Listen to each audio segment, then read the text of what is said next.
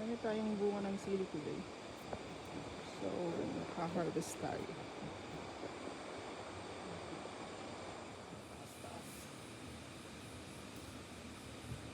Guys, yung bunga ng ating ano dito sa likod. Oh, diba? So nice. Oh, meron siya. Parang ka-butter.